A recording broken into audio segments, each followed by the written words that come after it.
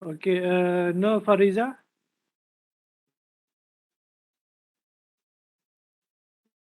Nadia Wafiq. Sorry, Nadia Wafiq dah ada. Nur Fariza, sorry ya. Koh Yong Cheng. Ada Doktor. Okay, thank you. Nahdlatul Hazikah.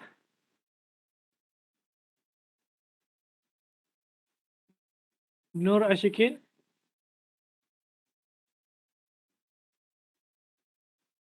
Farahani. Ada, Doktor. Okay. Nama mana satu yang perlu sebut? Farah ataupun Hani? Farahani. Oh, Farah. panggil Farah saja. Ya. Okay, thank you. Nur Alia Damir. Ada, Doktor. Okay, thank you. Muhammad Nazri. Ada, Doktor. Thank you. Siti Nurliana.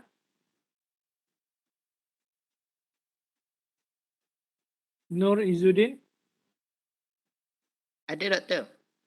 Okay, thank you. Muhammad Syawal.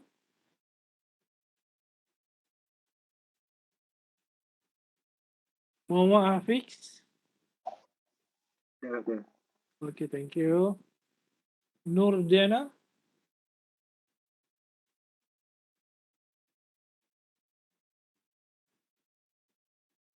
Muhammad Nur Hasif. Ada, Doktor. Okay, thank you. Nur Ashikin Kasman.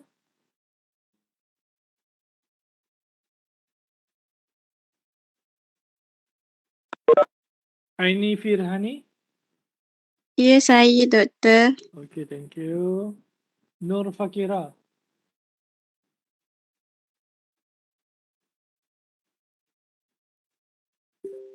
Okay. So,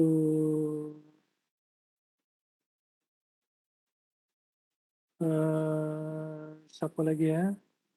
So, kita tunggu rakan-rakan kita datang sebentar lagi ya. Anyway, kita continue kita punya lecture. Okay, Dos, siapa rakan-rakan kita yang kat sini duduk berasal daripada Kampar Perak? Ada tak? Daripada Kampar Perak.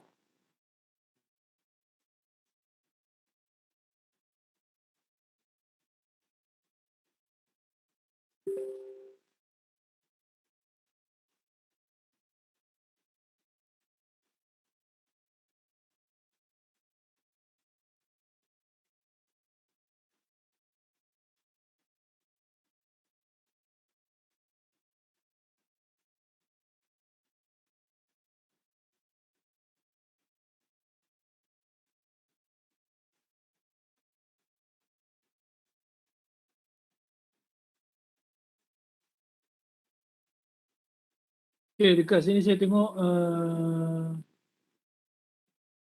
Irfah Baby sudah dapat number 1 Amirul Sudah, Doktor. Nora Syikin sekejap kita tengok Saya tanya pasal main kes tadi. Okey, Siti Norain tanya adakah kes tadi itu kami perlu buat full report ataupun tulis dalam table itu saja. Dia sebenarnya diberi kamu up to you diberi pilihan. Kalau kamu boleh juga buat full report ataupun kamu jawab table dekat situ both together. Tapi kalau kamu ada extra commitment macam kamu report ataupun kamu attach report untuk support you punya evidence, you akan dapat extra mark lah. Okay, itu saja. Kalau you jawab table yang saya bagi tu, you dapat dekat situ saja. So ini bergantung pada you punya group discussion dengan creativity. So tiada jawapan yang sepatutnya saya jawab yes or no cuma saya bagi tu macam tu lah. Okay then kita pergi Nur Ashikin. Dia beritahu dia hadir tapi mic rosak. Sekejap Nur Ashikin 27208.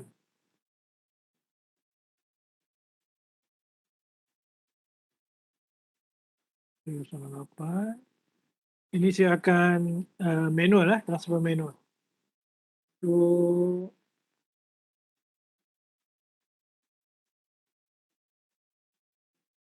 okay, Wan Amiro dia bagi nombor telefon ya. So, Syawal 271048. Okay, manual juga.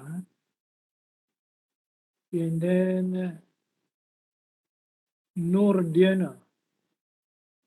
Nur Diana matric number berapa? Oh, Nur Diana Makhtar kan?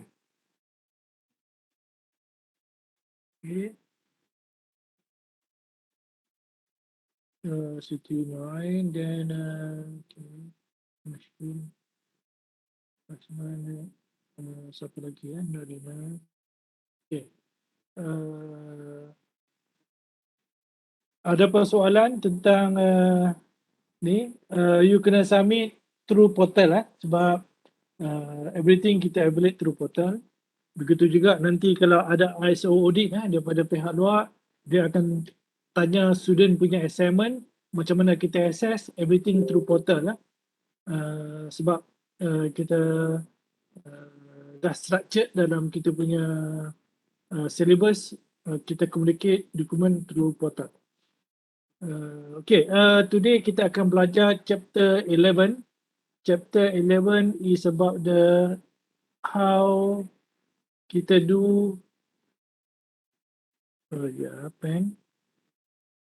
kita do the scaling, reliability dengan validity. Okay, this item ni dia minta dekat sini semua kita terdapat dalam questionnaire. Okay, nanti you akan develop questionnaire. Mungkin ada 20 soalan ataupun 30 soalan. Okay, soalan-soalan yang you develop itu tersebut, you akan menggunakan skill teknik. Okay.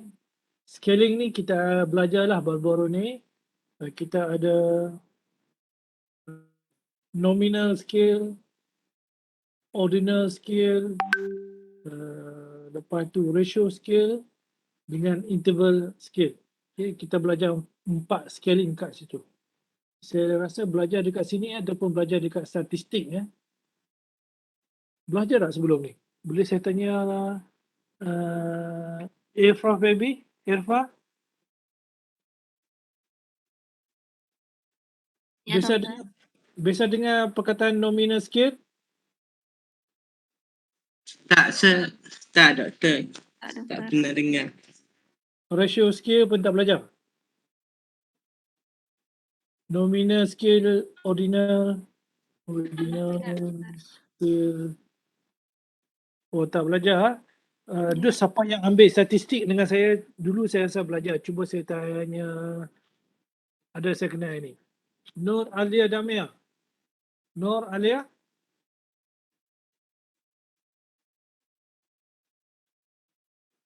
Ya, doktor.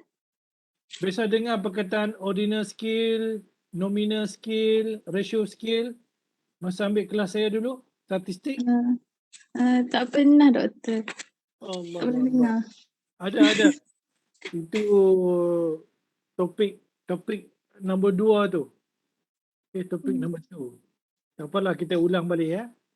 So, kita akan menggunakan teknik depth scale dan kita ada reliability. Reliability dengan validity. So, yang ni kita akan guna teknik Cronbach alpha. Bisa dengarlah perkataan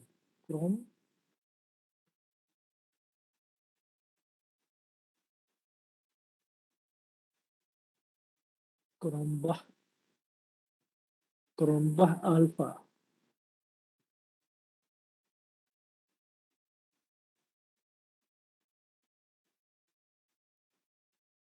Cuba kita tanya Syidah Dina. Syidah, Yes, doktor.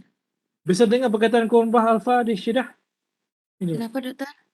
Oh, doktor, Cronbach baru pertama. Cronbach alpha. Bisa dengar? Tak tahu, doktor. Tak biasa. Oh. Kornbach alpha. Kornbach alpha ni adalah satu teknik kita akan measure dia punya reliability dengan validity. Okay, ini dalam kita buat questionnaire nanti. Okay. Nanti you nak buat questionnaire, you nak pastikan soalan you tanya adakah valid tak valid, adakah mempunyai reliability or not, kita akan guna teknik ni. Kornbach alpha. Dokter, boleh Yup. tanya? Itu untuk yang kuesioner, interview juga guna itu tak, dokter? Kalau nanti interview, guna interview bukan kuesioner, itu perlu ini tak? Kornbach alpha ni. Tak perlu. Baik, dokter. Oh, you buat interview you buat kualitatif Dokter. Oh, bagus Ini kebanyakan untuk kuantitatif kuantitatif. Baik, dokter. Okay, thank you. Kira. So, those yang kuantitatif yang kita develop questionnaire. So, kita akan guna pakai teknik ni lah. Untuk kualitatif, interview dan sebagainya, mungkin dia ada teknik yang lain. Okay, teknik yang lain yang saya pasti dia akan guna kaedah naratif method. Naratif ini bermaksudnya kita melihat keyword yang diguna pakai oleh responden kita tu apakah keyword yang konsisten. Okay. Itu kita salah satu teknik lah. Okay, dalam topik nombor 11 ni banyakkan kita akan belajar scaling, reliability and validity. Kita lihat skill definition skill. Skill that mean how dia call kat sini tool or mechanism which individual are distinguished how to differ from one other to variable interest to our study. Ini bermaksudnya kita menggunakan kaedah mechanism tentang kita punya study. So kita gunakan skill. Example kita nak tanya tentang gender.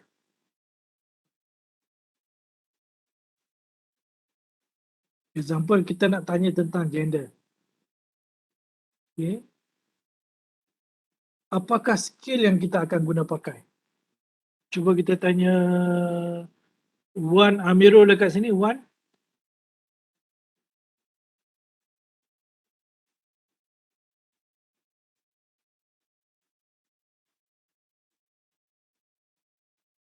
Wan Amirul? Wan? Ya, Dok. Hentam saja Wan. Tak betul minta apa. Kalau kita guna gender ni, kita nak guna pakai skill apa? Mungkin kita pakai contoh kat sini Ordinal. Nominal skill. Nominal. Nominal.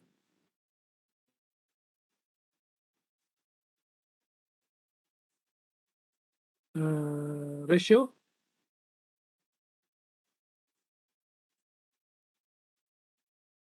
Last kali Wan interval. Yang mana satu Wan? Nominal. Okay, nominal. Pasal apa nominal?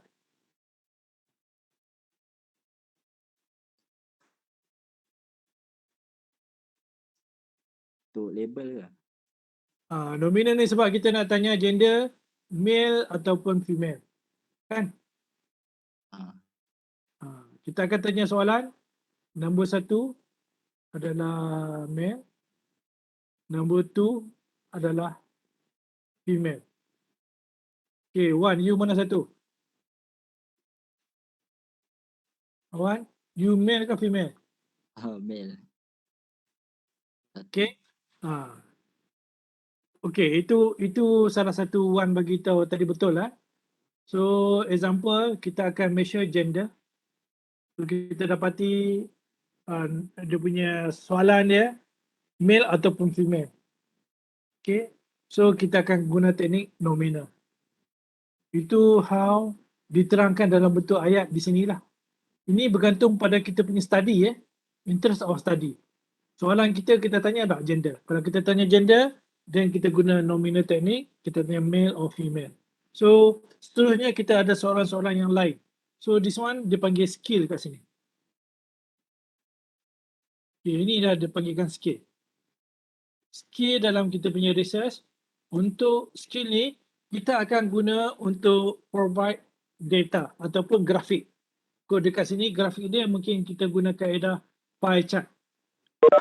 Pie chart. Okay, pie chart ni dia menggambarkan grafik untuk kita punya gender. Which one the highest one? Whether male or female. Okay. Then number two, this one another one scaling. Bermaksudnya saya bagi another scaling in research. Scaling in research ni selalunya kita guna skill apa ni? Saya nak tanya Nadia Wafiq.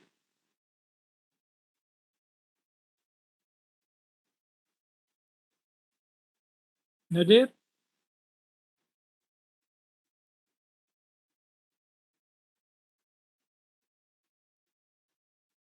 Nadir kan ada? Ada tak? Nadir Wafiq? Saya tengok dalam list ni tak ada ni. Ya. Tak ada. Mungkin saya rasa dia pergi siram pokok bunga. Tak apa, kita tanya. Okey, Ko Yan Cheng, Ko. Yes, Doctor. Okey, scaling in research. Kita tengok ini Rajah questionnaire. Ini dipanggil apa? Interval scale and double scale. Betul. Betul lah. Congratulations, Ko. Betul lah, Tio. Ya, betul. Ini kita panggil interval because interval they have the ratio scale. No, they have the value. They indicate one is disagree. Okay. Until 5 is agree. Okay, this one we develop the questionnaire. Then we asking I will get the higher grade working in group than working individually. So they're asking whether you will get the higher grade you working in a group or you individual. So we answer here and we put number 5. That means we agree about this question. Working in the group is more highest. Okay. This one another example how scaling technique we do in our research. Okay. Then another one they call nominal scale that we use in our questionnaire. We asking about the department. Okay. Kita tanya dia which department, whether from marketing, production, sales, maintenance, servicing, public, finance, personal, accounting. So dia akan tick one lah. Contohnya dia daripada production. So dia tick dekat sini. Okay, another one is gender. Okay, tadi yang kita belajar. So gender, whether male or female. So the answer is male. So this one they call various type that we use dalam kita punya soalan. Okay. Okay, another nominal scale. Nominal scale sini dia describe in the cartoon. That mean this type of nominal scale ni dia tak boleh join sekali lah bermaksudnya. That mean they have a separate whether male or female kan dia ada satu karakteristik yang berbeza. So another one is ordinal scale. Number 2 tadi kita belajar number 1 nominal, number 2 ordinal. Ordinal that mean we do the range. But the range also they have in some meaningful way. That means we do the category. We asking about the education. So what is education? They mean the high school, less than college degree, master degree and doctoral degree.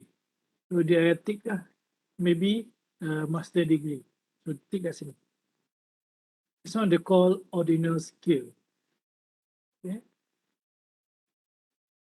Then number 3, this one ordinal, that means by cartoon, that how the goal middle, the goal the first, and second and the third. So that means any game, you get the number 1, 2, 3. This one they call ordinal skill.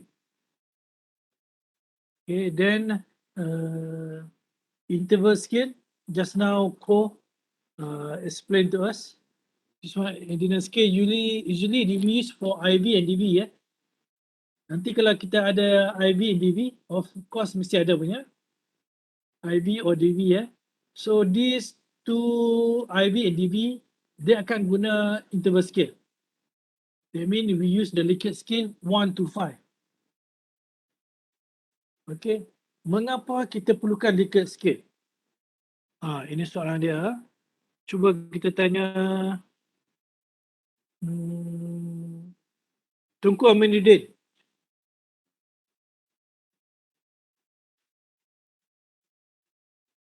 Okay, why in DV and IV almost, let's say almost use interval scale?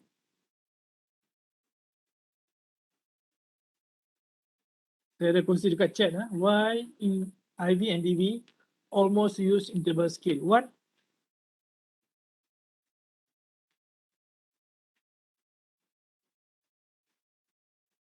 Tunku Aminuddin? Hantam saja tak apa. Tak betul tak apa. Just kita share the common sense.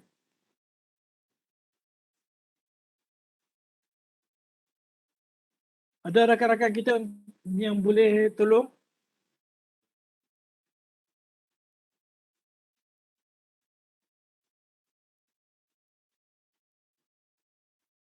Ada rakan-rakan lain?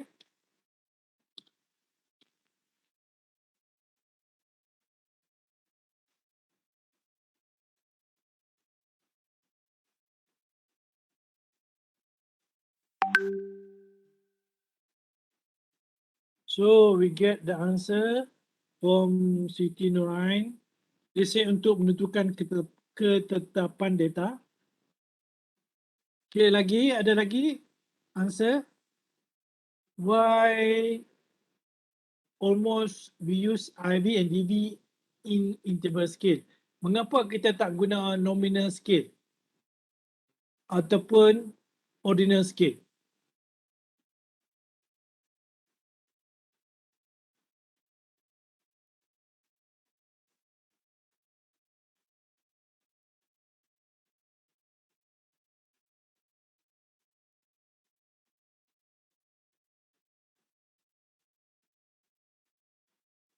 Okay, Izzuddin kata sebab kita nak tahu pendapat dia. Yao say the level of IV effect DV. Okay. Ada lagi?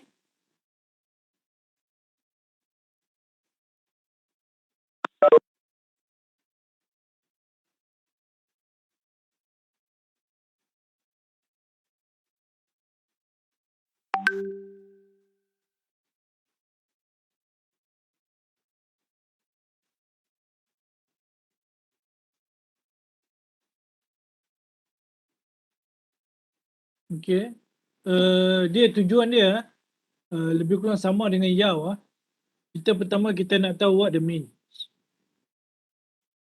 Okay. Mean of the IV. Okay, mean IV the mean is one label lah, sama dengan jawapan Yao tadi. Number 2 kita nak tahu relationship. Okay. That's why kita guna interval scale. Sebab kita boleh cari dia punya mean dekat situ. Dan kita boleh identify relationship. Tetapi kalau kita pakai nominal data, Okay, tanya Wan. Hello Wan. Bukan, Tengku Aminuddin kah? Tengku Aminuddin dengar suara saya kah?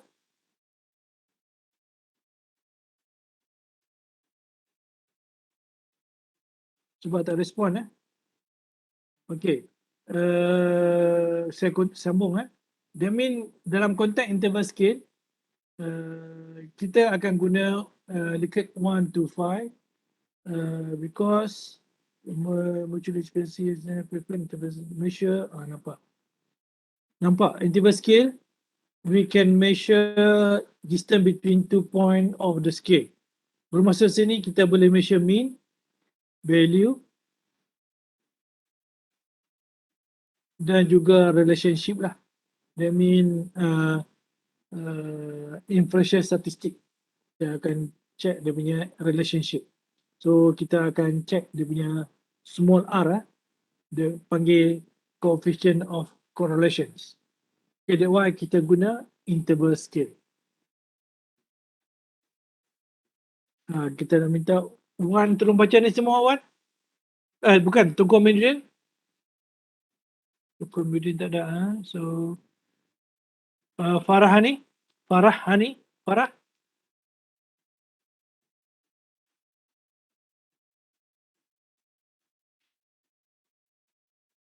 Farah ada Farah.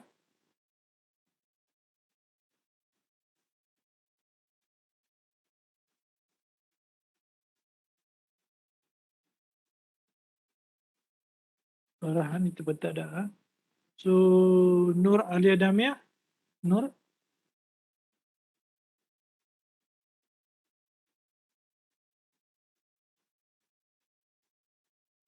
Nur Alia Damia.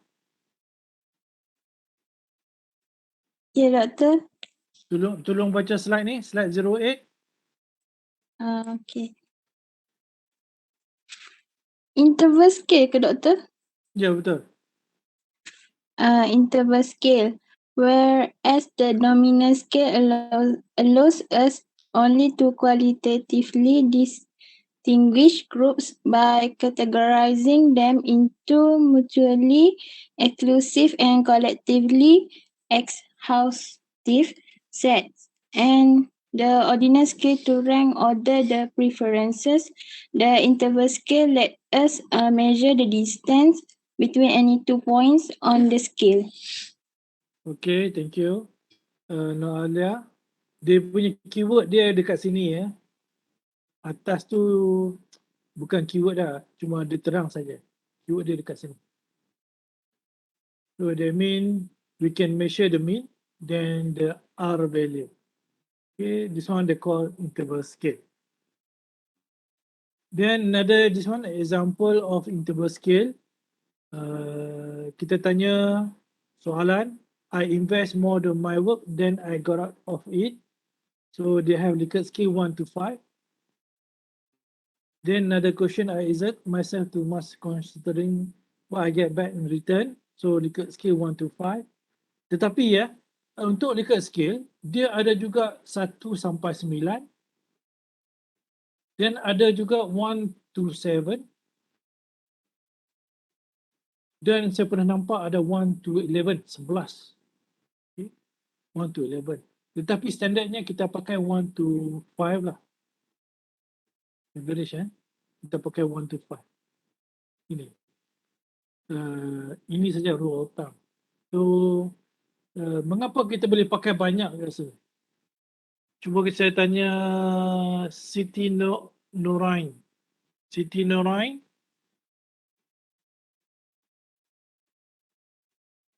Ya, Doktor. Mengapa Likert scale they have various setting? 1 to 9, 1 to 7, 1 to 11, 1 to 5. Why?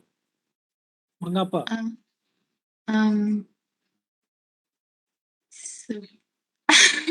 Apa, Dokter? So why they have many choice of Likert scale 1 to 9, 1 to 7, 1 to 11, 1 to 5. Why? Supaya responden dapat dapat tunjukkan tahap persetujuan mereka. Ya, betul. Sebab kita nak lihat bidang kita dulu. So usually kita nak tahu what is the best, kita lihat the past research. Research yang lepas-lepas tu, kita lihat what Likert scale yang sama dengan bidang kita buat yang digunakan. Whether it's 1 to 5, 1 to 11, 1 to 7 and 1 to 9. Certain study, dia nak dapat exact answer, exact feeling, exact response. That's why they develop satu construct yang hampir-hampir boleh measure. That's why dia ada 1 sampai 9, 1 to 7, 1 to 11 and 1 to 5. Okay. Dalam kita punya case, saya punya case, exactly saya suka 1 to 5 because 1 to 5 is enough lah represent. Sebab kita nak tahu, measure whether soalan yang kita tanya itu dia agree, not agree, neutral, strongly agree and agree and so on. Itu saja. That's why kita sebenarnya kita boleh guna pelbagai measurement, boleh saja. Tetapi kita melihat juga bidang based on past research. Itu teknik macam mana kita nak tahu the suitable for us lah. Whether 1 to 5, 1 to 7, 1 to 9, 1 to 11 and so on. Okay, any question? Ada soalan?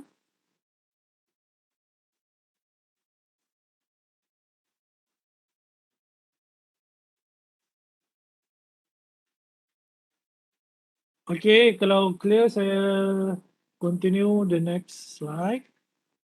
This one interval scale by cartoon. That mean the value here. That mean very low and very high. So what is the score? That mean this score represent the interval scale. They mean the opinion by respondent. Yeah. Then another one is a ratio scale. So what is a ratio scale? Kita tanya Muhammad Nazri. Ya, Doktor. Okay, Muhammad Nazri tolong baca slide ni semua. Ratio scale overcome the disadvantage of the arbitrary origin point of the interval scale in that it has an absolutely, in contrast to an arbitrary 0 point, which is a meaningful measurement point. Okay, last one. What is your age? Berapa sekarang ni? I am 22. Okay, thank you Muhammad Nazri. Background belakang bising. Hujan turun kan Nazri? Kipas kot. Oh, kipas Okay. Okay, thank you. Okay, ratio scale ni dia macam satu value yang kita measure ataupun kita dapat. Contohnya kita punya age, kita punya height, ketinggian kita. Ini satu value-value yang kita dapat ni, di sini dipanggilkan ratio scale. Okay, contohnya macam kita punya income, salary. This one they call ratio scale juga. Then, okay, you punya weight kat sini. Ini kartun, they show the, kalau kita tanya soalan berkaitan dengan age ataupun weight, this one they call ratio scale. Okay, this slide, dia want to see the properties of the 4 scale. Of 4 scale. Jadi apa yang saya nak lihat kat kamu tengok dekat sini scale. Kita ada scale dekat sini. Kita ada nominal, ordinal, interval and ratio. Cuma kita tengok dekat sini last kali.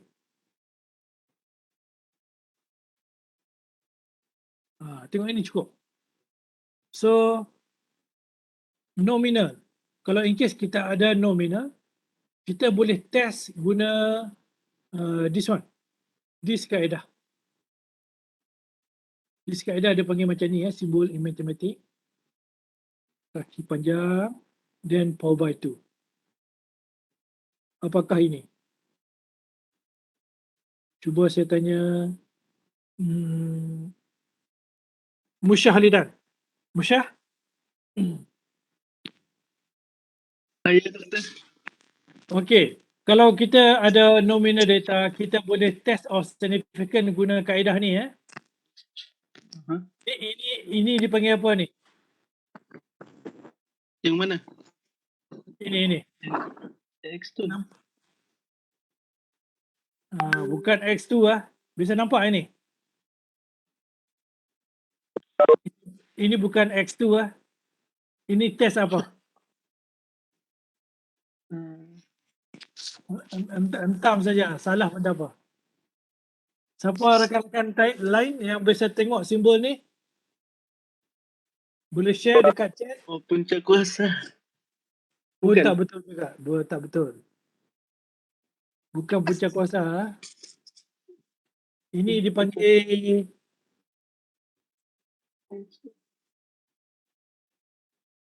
bisa dengar? Oh, Dia panggil apa tu? I swear. Tiga. Chi-square. Sama dengan U. Ini kita guna chi-square. Chi-square ni maksudnya kita kalau data kita dalam bentuk nominal. Okay, kita boleh test dia. Okay, kita boleh test. Tujuan dia kita nak test. Okay. Dan kalau bentuk ordinal kita boleh guna kaedah rank order. Dan kebanyakan kita guna interval kat sini. Interval. Okay. Interval ataupun ratio kita boleh guna kaedah ini apa ni? Kita cuba tanya Cik Muhammad Syahrudin. Ya, doktor.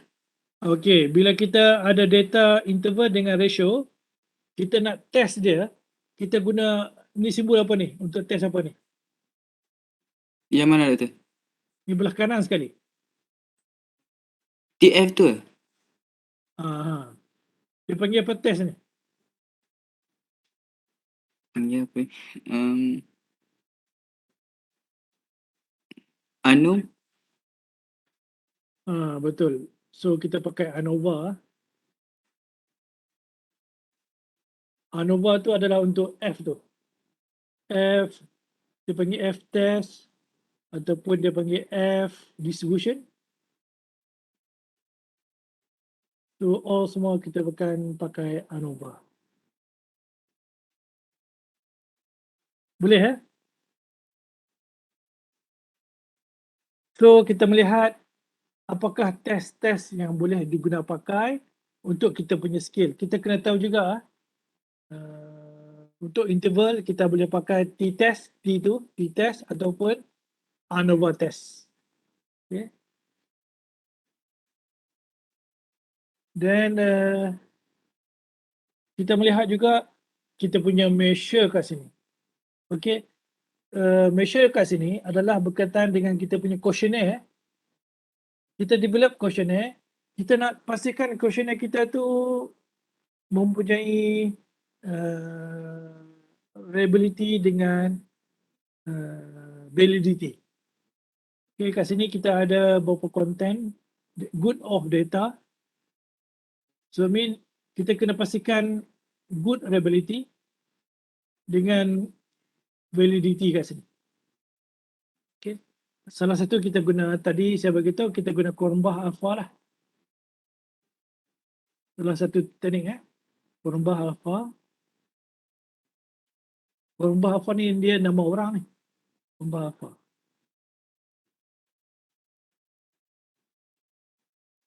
Okay, Cronbach alpha ni dia ada value dia. Dia kena dapat more than 0.7.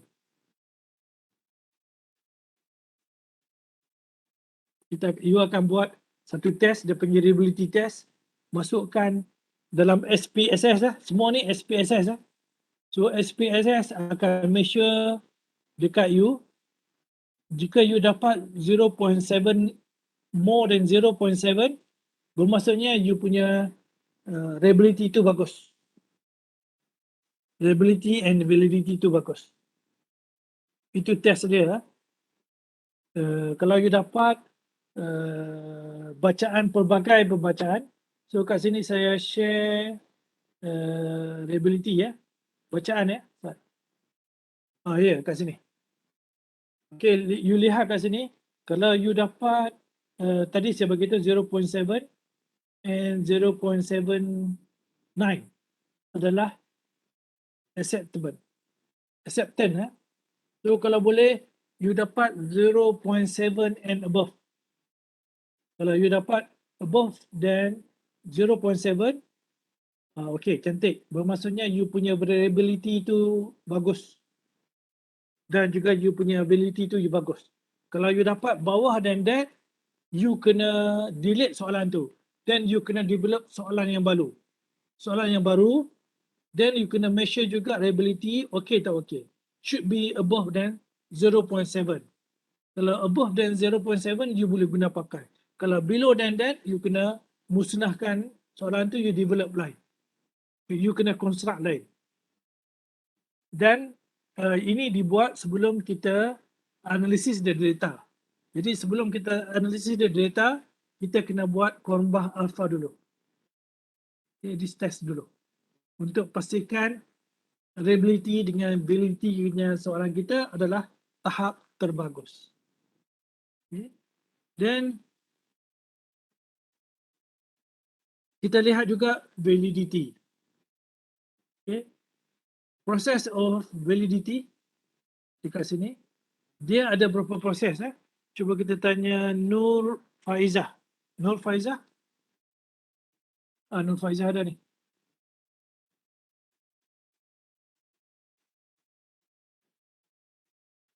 Nur Faizah?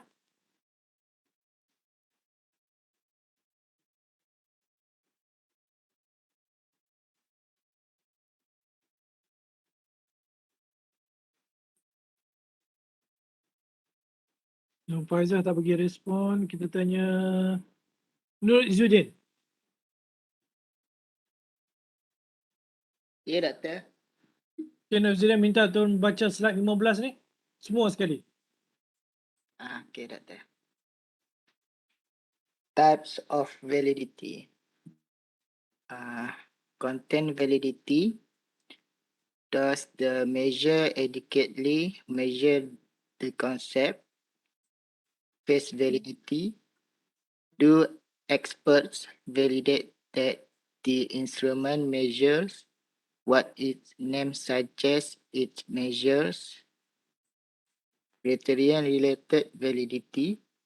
Does the measure differentiate in a manner that helps to predict a criterion variable?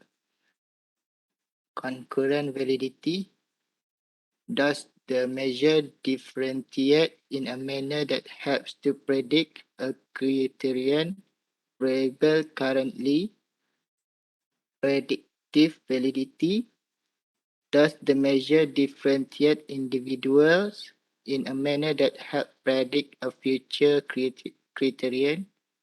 Construct validity. Does the instrument take the concept as theorized? Convergent validity. Do two instruments measuring the concept correlate highly? Discriminant validity. Does the measure have a low correlation with a variable that is supposed to be unrelated to the variable? Okay, terima kasih Izzuddin. Dalam konteks validity ni dia ada 8 test. Okay, 8 yang kita perlu buat. Jadi PhD kena buat komprehensif lah. Kalau untuk you degree ni mungkin tak perlu semua, sebahagian pun dah cukup. So antara kita kena buat content validity, face validity, criterion related validity, concurrent validity, predictive validity, construct, convergent, discriminants. So dia ada 8 semua ni. Yang selalunya kita buat pertama content validity. Kita nak pastikan soalan yang kita tanya tu, konten tu ada reliable ataupun tidak. Okay. That's why kebanyakan soalan ni kita ambil adopt daripada PAS punya journal. Sebab PAS punya journal tu dia dah buat content validity. Jadi kita ambil sahaja ataupun kita modify sikit. So dia panggil content validity. Face validity ni kita tanya expert. Contohnya kita buat kajian tentang bidang quality. So kita akan jumpa expert yang dekat industri ya, yang real bidang quality. Kita tanya soalan dia, apa yang kita develop dalam kita punya questionnaire. Dan kita nak tahu dia faham tak faham. Kalau dia tak faham, bermaksudnya questionnaire kita tu ada masalah lah. Okay. This one they call face validity. Kita guna beberapa teknik ni supaya mengapa kita buat begini, kita nak pastikan soalan yang kita tanya tu relevan. Kadang-kadang kita tanya soalan tak relevan. That's why mengapa kita akan lakukan proses validity lah. Okay. Then another one is reliability. Reliability ni tujuannya untuk kita nak pastikan soalan yang kita tanya tu tidak ada bias. Tidak ada bias. Dan konsisten. Consistent measurement. Bermaksudnya kita tanya soalan pada awal tahun, pertengahan tahun, ataupun hujung tahun, ataupun tahun depan. Dia punya konsisten. Orang yang jawab soalan pun konsisten. That one they call reliability. So kita melihat reliability dengan validity ni dalam konteks grafik ya. Kita tengok kat sini. Okey, grafik nombor 1. Okey, grafik nombor 1 you tengok kat sini ya. Kita cuma target only one portion sahaja. Ini dinamakan reliable tapi tak valid. So kita tengok grafik nombor 2. So kita ada target dekat merah ni tetapi kita punya target ni berselerak. That mean tapi kita masih dalam kotak ni they call valid but not reliable. Okay. Then kita see the number 3 one. Number 3 kita tengok kita tembak. So dalam rajah ni tapi ke atas semua that mean neither reliable nor valid. Kita masih lagi duduk pertengahan dia antara reliable dengan valid. See number 4, the last one. Ini yang kita nak. Okay. Kita nak all the bullet duduk dekat target kat sini. That mean the both reliable and validity is met. So kita perlukan kalau boleh soalan yang kita develop as number 4 lah. Duduk kat situ. Ini how we develop the questionnaire. Okay. So internal consistency ni kita test melalui alpha value lah. Okay, kita test kita akan dapat 0.7 and above. Kalau you dapat selalunya dapat 0.5 ke bawah. So yang ni you kena delete lah. Soalan tu tak relevan. Okay. Kita kena buangkan soalan tu. Kita kena construct soalan yang lain yang dapat kerumbah alpha 0.7 and above. Okay, sampai dekat sini saja. Saya rasa last slide. So any question? Ada soalan?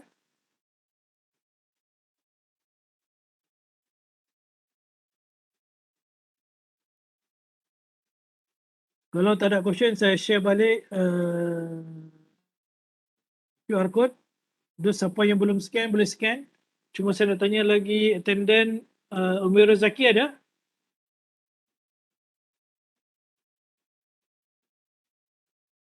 Nur Farza?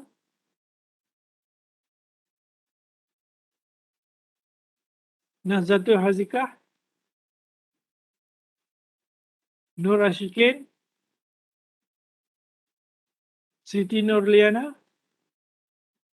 Dan last kali Nur Fakira.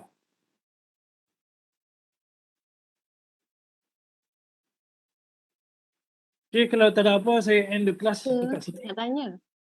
Okay. Macam citation, kan macam contohnya kalau lebih daripada 3 nama, kita akan guna EPL kan? Yang EPAL tu.